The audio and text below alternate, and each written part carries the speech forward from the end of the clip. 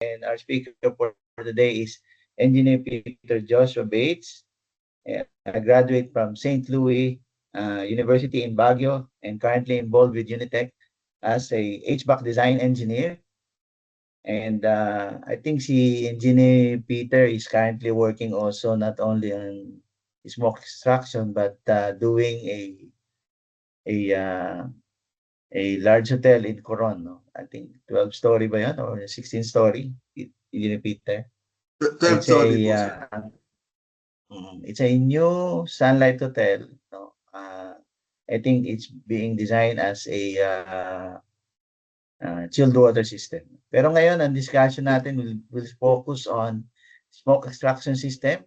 Ito yung mga learning ni Engineer Peter throughout the time na pinapag-aralan niya yung yung smoke extraction system for other projects. Okay? So, take it away, Engineer Peter Joshua. So thank you, sir. Good morning, good day, everyone. So my presentation for today is smoke extraction system design methodology. So this is a simpler version of the methodology I use for when I'm designing smoke extraction systems. So yung design process ko is dinivide ko siya sa lima. First is syempre determining design fire. So yan yung root ng problem mo. So doon ka dapat magsisimula. Paano mo nga naman i-solve ang isang problem kung hindi mo alam yung cause niya, di ba? So, magsisimula tayo syempre sa design fire. Then next, smoke reduction rate calculation. Then syempre, kung may exhaust ka, meron ka ring makeup air dapat. Tapos, equipment selection and ducting design. And lastly, controls. So first, let's start sa determining design fire. So what is design fire? So design fire represents a credible but severe fire scenario. So credible but severe. So bakit yan yung term na ginamit ni NFPA 92? So nagde-design tayo ng severe para in case, worst case scenario, meron tayong at least ready tayo para sa worst case scenario. Then credible, so we don't over-design kasi over-design systems cost money. So hindi rin naman pwedeng unbalance yung engineering economy natin and yung yung efficacy ng design. So dapat balance pa rin kasi at the end of the day, may mga clients pa rin tayo naglalabas ng pera. So, yun. Then the goal of, ano ba yung goals ng smoke extraction system? So there are three. It is to maintain tenable conditions, control smoke layer height, or prevent the spread of smoke, then support egress of occupants. So ang smoke extraction system is designed to remove smoke inside the building and make the building livable for the occupants as they exit the building for in case of emergency. So itong tatandaan natin, the system is not designed to extinguish fires. Hindi siya kapalit ng bumbero. Hindi porket may smoke extraction system ka, hindi na magkakasunog or hindi na uh, mag mag hindi nakakalat yung apoy in case of fire. So yung mga systems natin like ganito is designed to support evacuation lang, which is kasama na dyan yung syempre yung mga fire suppression systems natin ay like yung fire sprinklers, mga fire hose cabinets. Hindi siya designed para sa total elimination ng fire kasi trabaho yun ng mga bumbero natin. So, next. Fire scenario. So, sa fire scenario, dapat may checklist ka. I-imagine mo dapat, you will imagine what is the most possible fire that will happen sa space mo. So first, ang titignan mo, ano yung possible location of fire? Saan ba maraming fuels? Saan ba may fuel na malapit sa possible source of spark or possible source of ember? Di ba kasi naalala natin, there's three things to create fire. So you have, syempre, oxygen, or hindi naman sa oxygen, oxidizer pala yung tamang term. So sa fire triangle natin, there is an oxidizer, there should be an fuel, and there should be heat, a source of heat that can ignite that fuel.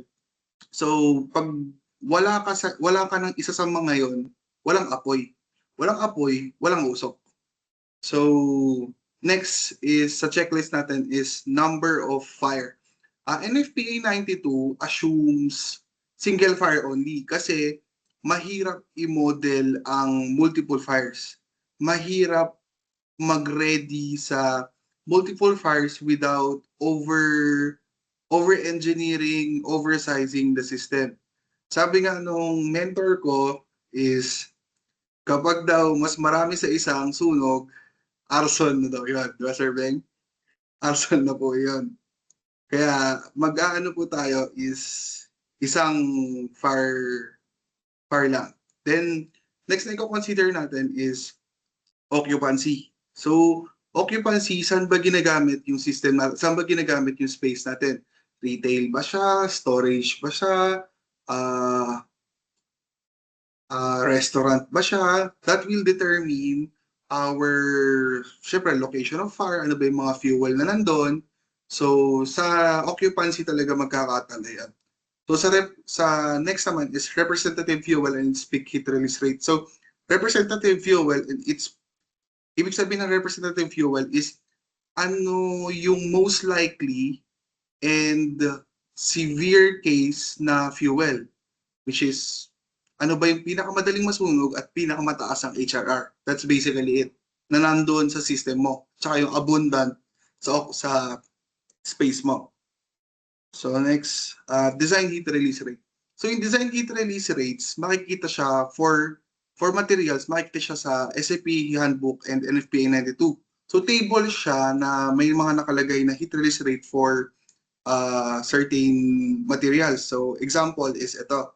This is from SFP Handbook. So makikita dito is cotton, meron tayong acrylic, depende na kung ano yung sa tingin mo is ano sa design, yung designer kasi ang mag-choose or magde-design ng kung ano yung sa tingin niya is most plausible and worst case na maging fuel for the fire. So, ngayon, dito naman tayo, ito yung matindi, mga palletized rock storage kasi sobrang, kung makikita nyo, ang taas ng heat release rate niya per square meter.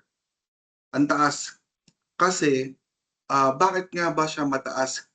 Kasi is, magandang, yung mga pallets kasi natin is gawa sa wood. So, magandang fuel ang wood. Then, idagdag mo pa ngayon is yung packaging nun. Mostly ang packaging kasi natin is made of plastic, which is, alam naman natin, ang daling masunog and ang init pag nasusunog. Then yung nasa loob nun, mostly is, syempre, nasa plastic rin. Then of course, kaya ang taas kung mapapansin nyo, if you will visit designs of smoke extraction systems for warehouses, ang taas ng mga fire load na kino-consider dahil dito. Kasi ang taas ng fire load ng mga palletized commodities kapag sila yung nasunog. So next. So yung design heat release rate is, personally, ang ginagawa ko, hinahanap ko yung worst case scenario na bagay na nasa loob ng space ko. Either mostly foam, mostly mga liquid, yung mga flammable liquids, yun yung hinahanap kong possible cause of fire. So, sa fire growth naman, there's two types ng fire growth, steady state and T-squared. So, steady state, as the name implies, steady lang yung HRR niya, hindi nagbabago, steady lang. Yung T-squared naman is, ito siya. Kung makikita nyo, Q is equal to alpha T squared. So, ano nga yung Q? Q is the heat release rate in kilowatts. Alpha is a constant based sa table na nasa baba. You can see kung slow ba yung fire growth rate, medium ba, fast, ultra fast. So, sa mga slow, nandyan yung mga wood, kasali yan sa slow. Medium, yung mga Bumam. Yung may mga type ng wood na kasali pa rin sa medium. Yung mga fast to ultra fast, nandyan na yung mga plastics natin, mga polymers, mga PE foam, mga rubber insulation, nandyan sa fast to ultra fast yan. Upholstery, nandyan din yan. So, yung T-squared is yung time in seconds na lumipas after initial fire. So, makikita natin sa formula pa lang is dependent yung heat release rate sa time, which is exponentially dependent siya. So, kaya siya tinawag na T-squared fires. So, sa realistic fires naman, hindi lang siya iisa. Hindi lang T-squared, hindi lang steady state yung fire. So, sa actual fires kasi, sa una, pagka-ignite ng fuel, mag-experience siya ng T-squared fire. So, dito, exponentially lumalaki yung apoy or umiinit yung apoy. So, kapag na-reach niya na yung peak HRR niya, i-maintain niya ngayon yung HRR na yun hanggang sa mag-start yung maubos yung fuel niya. Pag nag-start na mag-deplete yung fuel, mag-start na yung decay phase natin, which is hanggang sa maubos na yung fuel, wala nang apoy kasi wala nang masusunog. So, next is smoke plume. Ito yung mga drawings sa NFPA 92 and SFP handbook. Ito yung ito yung ginagamit kapag nagde-design ka. So, assumptions mo, dapat syempre meron kang fire source. Yung virtual origin naman, hindi siya realistically nagagamit sa calculations. May formula rin para ma-determine yung virtual origin, pero hindi siya realistically nagagamit sa calculations kasi mostly maliit yung value niya. Sobrang liit ng value niya. Ginagawa na lang ng mga designers is kino-consider na lang yung origin as dito sa sahig na lang or sa floor level na lang yung virtual origin. Then syempre may smoke layer ka dito, gaano nga ba kakapal yung smoke layer mo. Then yung Z mo is, itong Z is, this is the limiting height. Limiting height is characterized kung gaano kataas aangat yung smoke mo. Which alam naman natin, mas mainit ang smoke sa air, so mas less dense siya. Less dense yung smoke is ibig sabihin aangat siya kaysa sa hangin. Then ito naman is yung smoke production rate na tayo. So sa smoke production rate, merong dalawang formula na ginagamit, which is Heskestad at Zukowski. So makikita natin, medyo magkakaiba yung constants nila pero medyo similar sa format. So ano bang pinagkaiba nila? So si Zukowski is mas nauna siya kaysa kay Heskestad. Si Zukowski kasi develop siya for engineering practice talaga. Develop siya for calculations ng mga yung mga para sa smoke extraction. Si Heskestad naman mas physics-based siya. So, ibig sabihin, mas malalim yung physics of smoke niya kaysa kay Zukowski. So, si Zukowski, ginagamit siya sa design calculations, sa anything engineering application, kay Zukowski ka. Kay Heskestad naman, since mas malalim yung physics niya, ginagamit siya sa papers, sa mga analysis, sa mga laboratory analysis, si Heskestad ang ginagamit kasi mas kumpleto siya kumbaga. Ngayon, si NFPA 92, ang ginagamit niya is si Zukowski kasi nga tailored siya into engineering practice. Kung magta-try kayo for both formulas or both calculations, mapapansin nyo, palaging mas malaki ang mako-compute mo kapag Zukowski ang ginamit mo kaysa kay Heskestad. So, better na rin yon kapag nagka-calculate ka, at least as much as possible, may safety limits ka for your smoke extraction system. So, smoke plume temperature. So, dito makaka-calculate natin yung average temperature ng smoke based sa HRR and outdoor temperature conditions. So mapapansin natin yung specific heat at constant pressure natin, pwede natin gamitin is yung mga properties na rin ng air. Kasi medyo magkaiba sila ng konti pero sobrang similar kasi ng properties ng smoke and air kaya ginagamit ditong CP is yung CP na rin for air. Ngayon, may sample calculation tayo. So determine the required smoke extraction rate for a general merchandise retail space in accordance with NFPA 92. So first, anong first step natin? So ang first step natin is, syempre, determine natin yung fuel natin for our design fire. So ako, naisip ko, sa mga general merchandise, nagtitinda sila ng mga mattresses. So sa mattresses, ang pinakamataas ng HRR na mattress is latex foam. Ang latex foam is medyo common siyang type ng foam. So most likely, yung general merchandise store na yon is meron siyang tinitindang latex foam. So sabi sa table 3-1.8 ng SFP handbook, so the peak HRR for latex foam for an average latex foam mattress is 2720 kilowatts. So yung HRR peak ko is 2720 kilowatts. Then syempre, kakalculate natin yung convective heat release rate fraction. So, hindi naman yung HRR, yung buong HRR ng fuel is mapupunta sa production rate, sa smoke production rate. The only fraction that will go to the smoke, that will affect the smoke production rate is the convective heat release. So, the other one is the radiative heat release. So, yung radiative heat release natin, mapupunta na lang yan sa surroundings. Magre-radiate na lang yung heat na yun sa surroundings. So yung fraction na yun is yun yung gagamitin natin to calculate our design HRR for our calculation. So according to SFP handbook, typically 40 to 90% ng peak HRR natin is convective. But most engineering designs, ang ginagamit, pati ASHRAE, yung ginagamit talaga is 70% sa most ng calculations, which is safe na siya and hindi na siya oversize.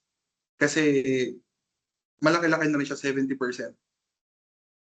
So, calculating limiting height, so galing ito sa formula ng Heskestad, which is 0.166 HRR-C raised to 2/5. So, pag kinalculate mo yan, 3.4 meters. So, ibig sabihin yan, kapag 1904 yung kilowatts yung convective heat release rate mo, 3.4 meters daw yung i-rise ng smoke plume mo. So, 3.4 meters yung ilalim ng smoke plume mo from the ground, from your fire source. So, calculating smoke production rate. So, since mag-a-assume tayo ng tenable height na 2.5 meters, itong tenable height na to is ito yung safe, yung clear, yung height na clear of smoke. Like, walang smoke siya. So, pag 2.5 meters, yung design mo, ibig sabihin, from the worst case scenario, 2.5 meters yung ilalim ng smoke plume mo. So, may 2.5 meters kang open space para makadaan yung mga tao. So, typically yan sa mga engineering analysis. So, mostly 2 to 2.5 ang ginagamit. Kung gusto mong mag-value engineering or babaan yung system capacity mo, ang madalas na binababaan is yung tenable height kasi directly proportional yan. Directly proportional yung magiging CFM mo sa tenable height mo. So, using Zukowski-Heskestad equations, so since mas mataas yung limiting height natin kaysa sa tenable height natin, ito yung formula na gagamitin natin. Like yung nakita natin kanina. Ayan. So, gagamitin natin is ito. Since mas mataas si limiting height, since mas mataas si limiting height kaysa kay So 0.032 times Z times HRRC. So, Z is yung tenable height design natin. So, makakalculate natin, pag nag-calculate tayo, maka-calculate natin na smoke production rate is 7.4283 kilogram per second. So, ibig sabihin, 7.42 kilograms per second ng smoke ang mapoproduce nung fire natin na may 1904 kilowatts na convective heat release rate if 2.5 meters yung design tenable height natin. So next, after nun, we calculate the smoke production, the volume production rate of smoke. So mayroon tayong mag-size ng fan using mass flow rate. So kailangan natin ng volume flow rate para makapag-size tayo ng fan. So first, calculate natin yung temperature ng smoke plume para makalculate natin yung density. So ngayon, we use our formula again. So ang assumption ko dito is 35 degrees Celsius outside temperature. So which is common naman sa Pilipinas. So using our smoke production rate and 1.005 as CP, since sabi ko nga, similar sa air ang smoke. So yung CP ng air, pwede na rin gamitin as CP ng smoke.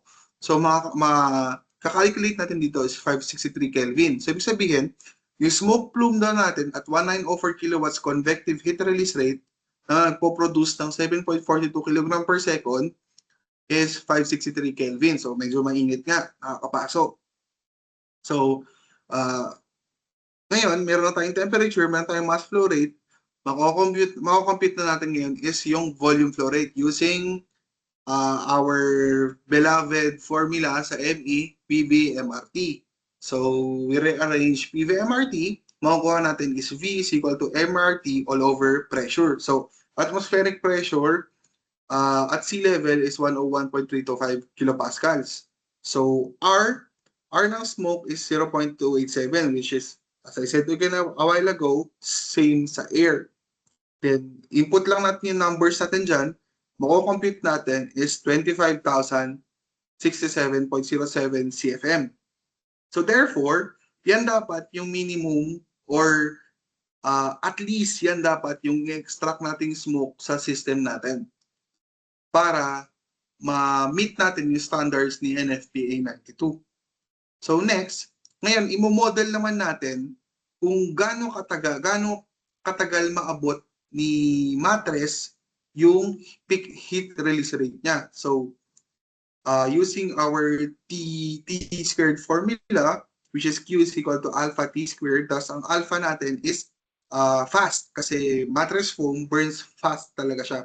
Mabilis siya maaabot yung heat release rate niya.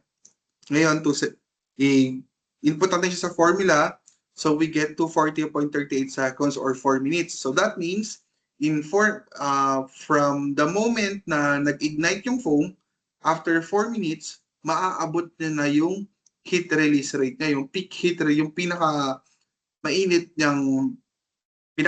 na part nung pag-burn niya. Next is make-up air provision. So, sa make-up air provision, medyo, naman siya, straightforward. So NFPA 92 recommends a velocity of 200 FPM or 1.02 meters per second through open spaces. Bakit ba siya nagbigay ng maximum velocity? So maximum velocity kasi we don't want jets of air. We don't want fast air na magdi-disturb nung pag-clump nung smoke natin. Ayaw natin kumalat palalo yung smoke. Gusto natin is yung smoke natin focus lang in one area and dikit-dikit siya, kumbaga. Kasi pag binugahan natin siya ng jet of air, madi-disturb natin ngayon yung stratification ng smoke. So, make-up air grill should be sized at 400 FPM. So, same concept.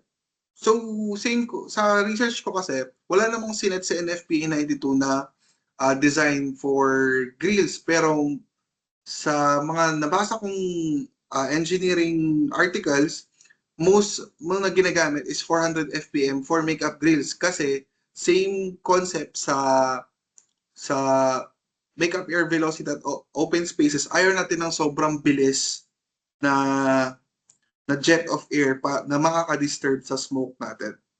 So next, how about air balance? Positive ba siya, negative, or neutral? So, pag positive pressure kasi siya, yung system natin is positive pressure, malaki yung tendency na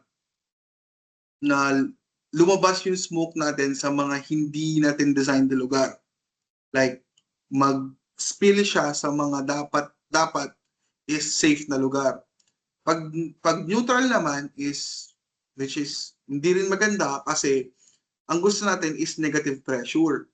Bakit negative pressure? So, negative pressure kasi ayaw nating, pag kasi sinobrahan natin yung makeup air natin, more than ine-exhaust, malaki yung chance na mabawasan yung effectivity ng exhaust natin for smoke. Which is, ang ma-exhaust niya is fresh air, which is from outside, which is our makeup air. Malaki yung tendency na yun yung ma-exhaust niya kaysa sa smoke. Ang gusto kasi natin, yung smoke siya mag-focus. So, ang gagawin natin, medyo starve natin siya sa fresh air para mostly ng exhaust is magko-consist ng smoke. So, dapat negative pressure tayo. Ngayon, using, ito ang pinakamadaling source of makeup air, which is doors. So, sa example natin, may two doors, main entrance door siya na may sukat na 1.8 by 2 meters. So, assume natin na kapag may sunog, syempre, i-open nila yon totally. Hindi siya nakasara kasi may mga nag-evacuate na tao, so hindi natin pwede harangan yung doors. Kailangan naka-open. So, kukompute natin ngayon yung capacity ng open doors na yon. So, yung capacity, CFM capacity nun is, syempre, area times velocity ng makeup air. So, 7.2 square meters times 200 FPM, ang capacity natin doon is 15,492 CFM. Pero, merong kulang pa kasi 25,000 yung exhaust natin eh. So, ngayon na naman, wala namang sinabi si NFPA 92 kung ilang percent ang makeup air. Basta wala siyang specific na sinabi. Basta ang sinabi niya lang is better na negative pressure. So, ako, personally, sa pagbabasa ko, ang nakita kong most common na ginagamit is 80%. 80% ang most common na ginagamit na safe value. So, 80% times 25,000 CFM minus 15,000. So, kailangan pa natin ng additional CFM na 4,500. Ngayon, if magde-design tayo ng louver para sa 4,500, kailangan natin ng 200 FPM tapos 45% na free area. So, next tayo. After ng calculations, may numbers na tayo, may CFM na tayo, then So, ang next na natin is equipment selection and dock design. So, sa equipment selection, may mga, simple lang naman yung kailangan natin tandaan. Similar naman siya sa basic ventilation, pero ang pinagkaiba lang is yung fans natin and yung equipment natin dapat UL listed and FM approved for smoke control applications. May rating siya na dapat to 50 degrees Celsius for 2 hours or non-explosion proof dapat yung motor para masabi natin na for smoke extraction siya kasi it will handle smoke. Nakita nyo naman kanina sa calculations natin, 560 Kelvin na smoke yung i-handle niya. So sobrang init doon. Kailangan natin mag-spec ng blowers or fans na kayang i-withstand yung 560 Kelvin and more kasi hindi naman natin alam kung gaano katagal tatakbo yun. So, kailangan talaga UL listed and FM approved siya. So, yung fan natin dapat either equal or greater than yung capacity kaysa sa extraction rate na na-compute natin. Then, syempre, yung total system static pressure niya is greater than or equal to sa mako-compute natin sa dock system natin. So, ngayon naman, dapat yung fans natin is selected siya in a way na nasa stable region or sa duty point siya ng performance curve. So ano ba ibig sabihin yan? Ibig sabihin yan, dyan yung selection natin ng fan dapat malapit or nasa BEP, best efficiency point ng fan. So ngayon, yung fan motors natin, dapat suitable siya for emergency and connected to emergency power as required. So, di natin alam kung nataon na may power outage in case of fire. So, dapat meron siya as much as possible protected yung supply nung fan natin or may emergency power siya. So, next naman is duct design. So, duct design, medyo makarte si NFPA 92A dito. So, the smoke control duct should be designed for 1.5 to 2.5 FPM. So, bakit? Hindi ba sobrang bilis? Hindi ba maingay yan? Ngayon, ang gusto ko sa natin, kaya natin binibilisan yung duct velocity is gusto natin ma-extract we should extract the smoke as soon as possible, as fast as possible. Paano naman yung ingay? So, yung ingay, hindi na siya problema kasi for sure may sunog, may nagsisigawan. For sure, yung mga tao magsisialisan na. So, hindi na nila madidinig yung ingay ng ducting. So, hindi na siya kailangan i-consider yung ingay. Kailangan natin ma-extract yung smoke as fast as possible and as effective as possible. So, sa duct construction naman, so dapat BI sheet siya, minimum 16 gauge or stainless steel sheet, minimum 18 gauge. So, na-specify talaga to ni NFPA 92 kasi bakit hindi pwedeng GI? Alam ko nakikita doon, bakit hindi pwedeng GI? Ngayon, ang explanation ni NFPA 92 doon is hindi daw kasi purpose ni GI ang high temperature applications. So, mas mataas ang melting point ni BI sheet tsaka ni stainless steel sheet kaysa kay GI. Kaya mas maganda siya sa smoke control applications. Ngayon naman sa insulation. Bakit kailangan ng insulation? Kailangan ng insulation is 50 mm thick mineral wool or rock wool with fire rated covering, and minimum dapat siya is 48 kilogram per cubic meter yung density niya. So bakit kailangan natin ng insulation? Di ba hindi naman aircon yan, kailangan ng insulation. Ngayon, kailangan ng insulation kasi yun nga, mainit yung smoke. Mainit yung smoke, magre-radiate ngayon yun from the ducting. There is a tendency na yung dadaanan ng ducting na yun is mag-cause rin siya ng bago pang fire. Ayaw natin na yung init na yun mag-cause ng additional fire sa ibang part ng system natin. So, yun. Ngayon naman, sa dampers, sa smoke dampers and fire dampers, dapat, same as the blowers, UL and FM approved din siya. So, approved dapat siya to handle smoke temperatures na sobrang taas. Ngayon naman, bawal ang volume dampers, gravity dampers, backdraft dampers, or any non-fire rated dampers sa any part ng duct system or smoke extraction system natin. So, bawal yung volume control dampers, bawal yung gravity dampers sa labas, bawal din yung backdraft dampers for backflow. So, as much as possible, strict si NFPA 92 dyan. Gusto niya, smoke damper and fire dampers lang nakalagay sa buong ducting system. So, next is, all ducts, joints, and penetration must maintain structural and integrity and airtight under fire. So, ayaw natin na yung penetration ng duct natin is maging avenue for smoke para mag-spill or avenue ng fire para kumalat pa. So, kailangan dapat airtight siya and fire rated din dapat siya. So, yung supports and hangers natin para sa ducting is non-combustible din dapat. So, ayaw naman natin na in case of fire, mabibigay yung ducting system natin which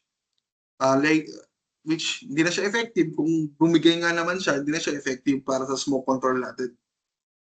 So next, ito naman, controls. This is very simplified controls ng smoke extraction system. So syempre, meron tayo, ito yung motor natin, which is ito yung blower natin. Syempre, lahat mag-i-start sa FDAS. Si FDAS, makaka-detect siya ng smoke or fire.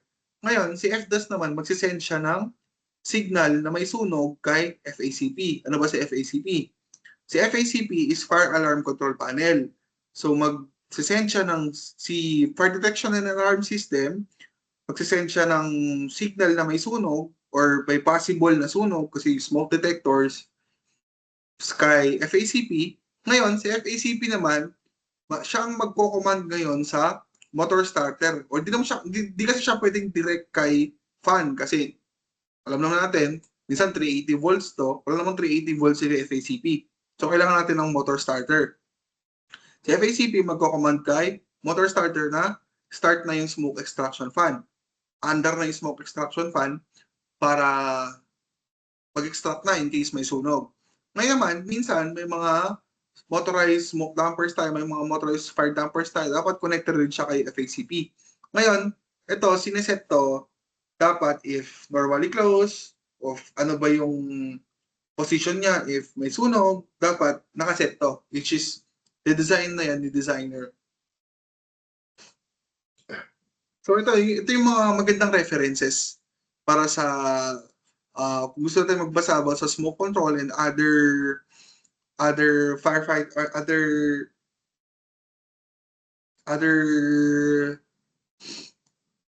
things na similar sa smoke control, which is SFPA Handbook 3rd Edition, NFPA 92, NFPA 204, Handbook for Smoke Control Engineering. Ito ang favorite ko dito is personally, favorite ko is yung Handbook for Smoke Control Engineering. Kasi mas malalim siya. Yung handbook kasi is ano siya, ang authors nun is halo-halo from ASHRAE, SFPE, tsaka NFPA, which is parang collaborative work siya ng tatlong organizations, yung Handbook for Smoke Control Engineering. Kaya, maganda siya basahin. So, yan. Thank you for listening to my presentation. Okay, thank you very much, Engineer Peter. So, ang dun sa mga application mo, like, I think hindi lang naman smoke evacuation, no? Hindi, or smoke extraction. I think meron ka din, you're dealing also with dun sa hotel na ginagawa mo, yung sterile pressurization, which is part din ng smoke control yun, di ba? Opo. Bali yun, sir, yung mga nabanggit ko pong references, nandun rin po kung paano i-design yung sterile pressurization. Pero I think mas extensive kapag ka smoke control, no? Opo, kakali po talaga dapat siya sa smoke control. And I think meron siyang tie-up yung may binanggit ka kanina na yung schematic mo, I think tie-up din yun doon sa building management system eh. Pag tinignan mo yung buong scenario ng design development mo, I think maita-tie up mo rin yan sa building management system. Kasi nga, kung ako yung facilities engineer, gusto ko siyempre nakikita ko lahat kung ano nangyayari sa building ko. Whether it's in a normal operation or in emergency mode. Kasi kapag in emergency mode, definitely yung mga binanggit mo about smoke control, gagana lahat yun, no? I remember meron kaming ganyang similar condition doon sa isang facility sa Makati na pinanggalingan ko. Lahat ng because it was properly designed, no lives were lost, no? Kumbaga nag-function yung kanyang smoke evacuation system, nag-function yung mga sterile pressurization niya, yung elevator pressurization system nag-function din. Alam mo yun na nagdi-design ka for the purpose na not only for purpose na ma-fulfill mo yung requirement ng client but also yung greater purpose na serve mo yung save lives. nakapagligtas ka ng buhay. Kaya anong pinapag-aralan nga namin yan, yung smoke control. Kung isipin mo parang HVAC, parang hindi siya part ng kasi HVAC, no? Kung isipin mo parang hindi to part ng buong HVAC design. Pero yung buong kasi when you ventilate a system, ako para sa akin, when you ventilate a system, or you're putting another source of oxygen doon sa buong system, siyempre yung occupant nun na nagiging komportable. And when you're doing a smoke control system doon sa isang facilities, I believe yung mismong ah, yung yung mismong scenario from the time na dinesign mo siya, or binalidate mo, dinesign mo, and then tinest and commission para dun sa buong system. Makikita mo, maaring baka ngayon hindi ko magagamit pa yan, maaring gano'n, di ba? Pero in a full sense ng protection ng buong occupant tsaka ng building, makikita mo 'pag nag-function na siya on its own purpose, makikita ko buti na lang, sasabihin ni owner, "Buti na lang naglagay tayo niyan." Kasi naalala ko even si boss, may mga facilities din na talagang na-damage by fire, eh. Naalala ko yun, naikwento ni Engineer Manuel yun, eh. And yung mga gano'ng senaryo sabi niya, sana 'wag na maulit, 'no. Kasi kung ikaw din yung owner ng facilities, yung owner nung establishment, sabi mo, 'di ba, hindi mo naman iniisip na, oh, may mada-damage or may magkakaroon ng, ah, oh, may mga madadamay na tao, 'di ba? Kaya, interesting 'tong ginawa mong presentation, Engineer Peter. And any more insights na gusto mo pang i-share dahil napakadetalyado, ang ganda. Siguro kung babalikan 'to ng mga iba pang mga engineer, ma-appreciate nila na ah, you are you have the time and the willingness para gawin itong ganitong ME forum natin. Any more insights na na-discover mo?